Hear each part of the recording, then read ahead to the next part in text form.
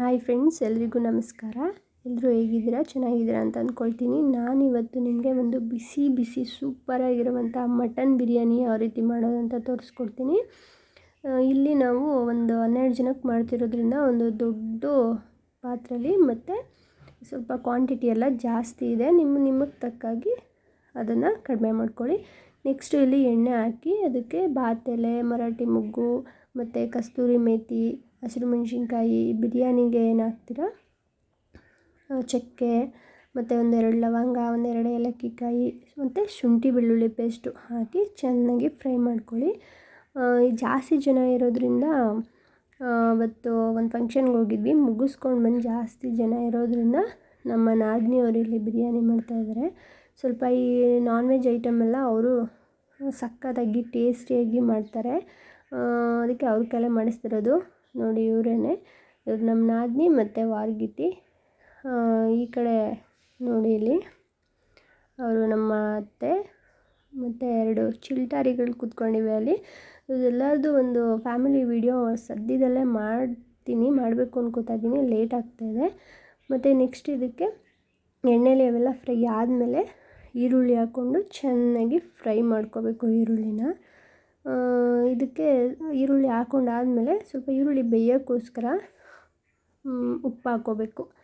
ಒಗ್ಗರಣೆಗೆ ಸ್ವಲ್ಪ ಉಪ್ಪು ಸೇರಿಸ್ಕೊಂಡು ಚೆನ್ನಾಗಿ ಒಂದು 5-6 ನಿಮಿಷ ಬಾಡಿಸ್ಕೊಳ್ಳಿ. ಸೇಮ್ ಪ್ರೊಸೀಜರಲ್ಲಿನೇ ನೀವು ಚಿಕನ್ ಬಿರಿಯಾನಿ ಸಹ ಮಾಡ್ಕೋಬೋದು, ಬಟ್ ನಾವಿಲ್ಲಿ ಮಟನ್ ಬಿರಿಯಾನಿ ಮಾಡ್ಕೋತಾ ಇದ್ದೀವಿ. ಇದಕ್ಕೆ ನೆಂಚ್ಕೊಳ್ಳೋಕ್ಕೆ ನೀವು ಮೊಸರು ಬಜ್ಜಿಯಾರು ಮಾಡ್ಕೋಬೋದು, ಅಥವಾ ಸೇಮ್ ಅದೇ ಮಟನ್ನಲ್ಲಿ ಗ್ರೇವಿ ಕೂಡ ಮಾಡ್ಕೋಬೋದು. ನೆಕ್ಸ್ಟು ಇಲ್ಲಿ ಟೊಮೊಟೊ ಹಾಕ್ಕೋತಾ ಇದ್ದೀವಿ. ಟೊಮೊಟೊ ಹಾಕ್ಕೊಂಡು ಅದನ್ನು ಸಹ ಎಣ್ಣೆ ಮತ್ತು ಎಲ್ಲ ಹೊಂದ್ಕೊಳ್ಳೋ ರೀತಿ ಚೆನ್ನಾಗಿ ಒಂದು 2-3 ನಿಮಿಷ ಬೇಯಿಸ್ಕೊಳ್ಳಿ. 5 ನಿಮಿಷನೇ ಬೇಯಿಸ್ಕೊಳ್ಳಿ. ಟೇಸ್ಟ್ ಬರಬೇಕು ಅಂದರೆ ಚೆನ್ನಾಗಿ ಬೇಯಿಸ್ಕೋಬೇಕು. ನಾವಲ್ಲಿ ನಾನು ಆವಾಗಲೇ ಹೇಳ್ದಂಗೆ ಜಾಸ್ತಿ ಜನ ಇರೋದ್ರಿಂದ ಕ್ವಾಂಟಿಟಿ ಇಲ್ಲಿ ಜಾಸ್ತಿ ಆಗಿದೆ. ನೀವು ಎಷ್ಟು ಜನಕ್ಕೆ ಮಾಡ್ಕೋತಿದ್ದೀರಾ ಅಷ್ಟನ್ನು ನೋಡಿ ಈ ಐಟಮ್ ಎಲ್ಲ ಬಳಸ್ಕೋಬೇಕಾಗುತ್ತೆ. ನೆಕ್ಸ್ಟ್ ಇಲ್ಲಿ ಕೊತ್ತಂಬರಿ ಸೊಪ್ಪನ್ನ ಹಾಕ್ಕೋತಾ ಇದ್ದೀನಿ. ನೆಕ್ಸ್ಟು ಈ ಕೊತ್ತಂಬರಿ ಸೊಪ್ಪನ್ನ ಸ್ವಲ್ಪ ಉಳಿಸ್ಕೊಂಡಿರಿ, ಯಾಕಂದರೆ ಕೊನೆಯಲ್ಲಿ ಫಿನಿಶ್ ಕೊಡೋದೇ ಕೊತ್ತಂಬರಿ ಸೊಪ್ಪಿಂದ. ಸ್ವಲ್ಪ ಉಳಿಸ್ಕೊಳ್ಳಿ. ನೆಕ್ಸ್ಟ್ ಇದಕ್ಕೆ ನೋಡಿ, ಅರಿಶಿಣದ ಪುಡಿ, ಗರಂ ಮಸಾಲ ಪೌಡರು ಮತ್ತು ಚಿಲ್ಲಿ ಪೌಡರು ಮತ್ತು ಮಟನ್ ಬಿರಿಯಾನಿ ಮಸಾಲ ಎಲ್ಲನೂ ಹಾಕಿ ಚೆನ್ನಾಗಿ ನೀವು ಕಲಿಸ್ಕೊಳ್ಬೇಕಾಗುತ್ತೆ. ಯಾಕಂದರೆ ಇದನ್ನು ಒಗ್ಗರಣೆ ಹಾಕೋದ್ರಲ್ಲೇ ಬಿರಿಯಾನಿ ಟೇಸ್ಟು ಇರೋದು.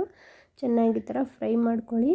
ನಾವೆಲ್ಲ ಜಾಸ್ತಿ ಒಂದು ಕಡೆ ಸೇರಿಕೊಂಡ್ರೆ ನಾವು ಬಿರಿಯಾನಿನೇ ಜಾಸ್ತಿ ಮಾಡ್ಕೊಳ್ಳೋದು. ಬಿರಿಯಾನಿಗೆ ಮೊಸರು ಬಜ್ಜಿ ಅಥವಾ ಮಟನ್ ಗ್ರೇವಿನೇ ಮಾಡ್ಕೋತೀವಿ. ಅವತ್ತು ಸಹ ಬಿರಿಯಾನಿಗೆ ಮಟನ್ ಗ್ರೇವಿನೇ ಮಾಡ್ಕೊಂಡಿದ್ವಿ.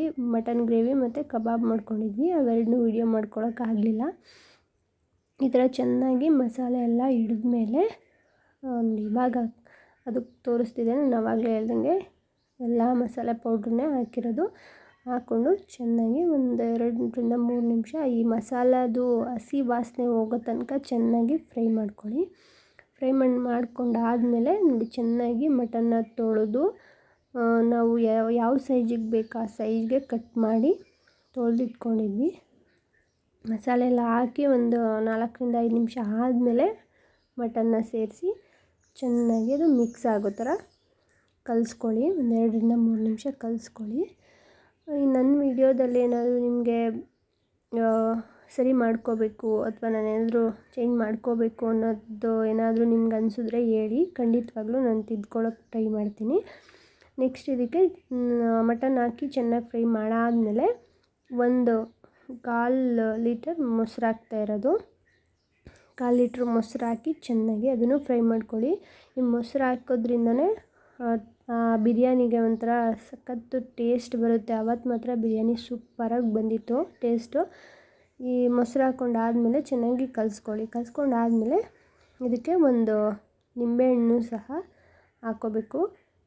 ನಿಂಬೆಹಣ್ಣು ಹಾಕ್ಕೊಳ್ಳೋದ್ರಿಂದ ಟೇಸ್ಟ್ ಚೆನ್ನಾಗಿರುತ್ತೆ. ಒಂದು 5 ನಿಮಿಷ ಕುದಿಯೋಕ್ಕೆ ಬಿಡಿ. ಒಂದು 5-10 ನಿಮಿಷನೇ ಚೆನ್ನಾಗಿ ಅದು ಬೇಯಬೇಕು. ಬೆಂದಾದಮೇಲೆ ನೋಡಿ ಈ ಥರ ಕಲಿಸ್ಕೊಳ್ಳಿ. ನನಗಂತೂ ಒಂದು 4 ಜನ ಒಂದು 5 ಜನ ಅಷ್ಟಕ್ಕೆ ಏನೇ ಆದರೂ ಮಾಡೋಕ್ಕೆ ಬಿಟ್ಟರೆ ಜಾಸ್ತಿ ಜನಕ್ಕೆ ಮಾಡೋಕ್ಕಾಗಲ್ಲ. ಮಾಡೋಕ್ಕೆ ಹೋದ್ರೂ ಅದು ಟೇಸ್ಟ್ ಬರೋಲ್ಲ. ಅದಕ್ಕೆ ನಾನು ಹಬ್ಬಗಳಿಗಾಗಲಿ ಅಥವಾ ಯಾರಾದರೂ ಜಾಸ್ತಿ ಜನ ಇದ್ದರೆ ನಾನು ಅಡುಗೆ ಮಾಡೋಕ್ಕೆ ಹೋಗೋದಿಲ್ಲ. ಇದನ್ನು ನೋಡಿ ಇವೆಲ್ಲ ಹಾಕಾದ್ಮೇಲೆ ಒಂದು 20 ನಿಮಿಷ ಆದರೂ ಬೇಯಿಸ್ಕೋಬೇಕು ಮಟನ್ನು. ಕೂಗಿಸ್ಕೊಂಡು ಹಾಕ್ಕೋಬೋದು, ಇಲ್ಲಿ ಕೂಗಿಸ್ಕೊಂಡಿಲ್ಲ, ಒಂದು 20 ನಿಮಿಷ ಬೇಯಿಸ್ಕೊಂಡ್ವಿ. ಈಗ ಎಷ್ಟು ಅಕ್ಕಿ ಬಳಸ್ಕೋತೀರಾ ಅದ್ರ ತಕ್ಕಾಗಿ ನೀರನ್ನು ಸೇರಿಸಿ ಉಪ್ಪು ಸೇರಿಸಿ ಮತ್ತೆ ಬೇಯಿಸ್ಕೋಬೇಕು. ಈಗ 1 ಲೋಟ ಅಕ್ಕಿಗೆ 2 ಲೋಟ ನೀರು ಥರ ಅಳತೆಗೆ ತಕ್ಕಾಗಿ ನೀರು ಹಾಕ್ಕೊಂಡು, ಆವಾಗಲೇ ಉಪ್ಪು ಹಾಕಿದ್ರಿ ಅಲ್ವ ಒಗ್ಗರಣೆಗೆ, ಇವಾಗ ಒಂದು ಸ್ವಲ್ಪ ನೋಡಿಕೊಂಡು ಉಪ್ಪನ್ನು ನೀರು ಹಾಕಿ ಚೆನ್ನಾಗಿ ಬೇಯಿಸ್ಕೊಳ್ಳಿ. ಬೇಯಿಸ್ಕೊಂಡಾದಮೇಲೆ ಮಟನ್ನು ಒಂದು 3/4% ಬೆಂದಿದೆ. ಅದು ಬೆಂದಾದಮೇಲೆ ನೋಡಿ ಎಷ್ಟು ನೀರು ಹಾಕಿದ್ರು ಅದರ ಅಳತೆಗೆ ತಕ್ಕಾಗಿ ಅಕ್ಕಿ ಸೇರಿಸ್ಕೊಳ್ತಾ ಇದ್ದೀವಿ. ಸೇರಿಸ್ಕೊಂಡಾದಮೇಲೆ ಇದನ್ನು ಚೆನ್ನಾಗಿ ಮಿಕ್ಸ್ ಮಾಡ್ಕೊಳ್ಳಿ. ಈ ಕುಕ್ಕರ್ಗಳಿಗಿಂತ ಈ ಥರ ದೊಡ್ಡ ದೊಡ್ಡ ಪಾತ್ರೆಗಳಲ್ಲಿ ಮಾಡಿದ್ರೂ ಟೇಸ್ಟ್ ಚೆನ್ನಾಗಿರುತ್ತೆ. ಮತ್ತು ಇನ್ನೊಂದು ಟಿಪ್ಸ್ ಏನಂತಂದರೆ, ಮಟನ್ನು ಬೇಗ ಬೇಯಬೇಕು ಅಂತಂದರೆ ಒಂದು ಮಾವಿನ ಎಲೆ ಇರುತ್ತಲ್ಲ, ಮಾವಿನ ಎಲೆ ಅಥವಾ ಒಂದು ಯಾವುದಾದ್ರೂ ಪೆಪ್ಸಿ, ಕೋಕೋ ಕೋಲಾ, ಸ್ಪ್ರೈಟ್ ಯಾವ್ದಾದ್ರು ಒಂದು ಸ್ಪೂನಷ್ಟು ಹಾಕಿದ್ರೂ ಬೇಯುತ್ತೆ ಬೇಗ. ನೋಡಿ ಇದು ಅದೆಲ್ಲ ಅಕ್ಕಿ ಎಲ್ಲ ಹಾಕಾದ್ಮೇಲೆ ಮುಚ್ಚಿ ಒಂದು 10 ನಿಮಿಷ ಬೇಯಕ್ಕೆ ಬಿಟ್ಟಾದಮೇಲೆ ನೋಡಿ ತೆಗೆದು ತೋರಿಸ್ತಿದ್ದೀವಲ್ಲ, ಈ ಥರ ಬೆಂದಿರುತ್ತೆ. ಇದು ಆಲ್ಮೋಸ್ಟ್ ಆಗಿದೆ. ಮೇಲೆ ಸ್ವಲ್ಪ ಕೊತ್ತಂಬರಿ ಸೊಪ್ಪು ಹಾಕ್ಕೊಂಡು ತಟ್ಟೆಗೆ ಹಾಕ್ಕೊಂಡು ಚೆನ್ನಾಗಿ ತಿಂತಾಯಿದ್ರೆ ಸಖತ್ತಾಗಿರುತ್ತೆ. ನೀವು ಒಂದು ಸಲ ಟ್ರೈ ಮಾಡಿ. Thank you.